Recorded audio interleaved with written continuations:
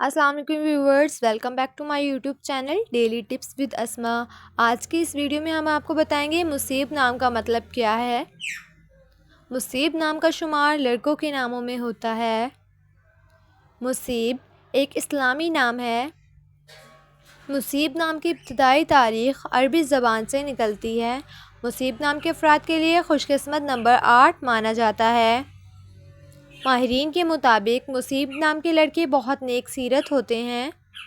मुसीब नाम का मतलब है खुद मुख्तार, आज़ाद।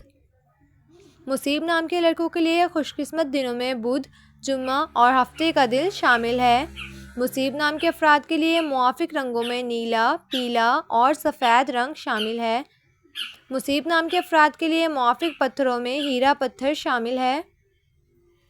खुशकिस्मती वाली धातों में हिंसों के हिसाब से तांबा और चांदी शामिल है। सो फ्रेंड्स, अगर आप अपने नाम का मतलब जानना चाहते हैं तो कमेंट बॉक्स में अपना नाम लिखें। इंशाल्लाह हम आपके नाम की वीडियो ज़रूर बनाएंगे। Thanks for watching. अल्लाह हाफिज़।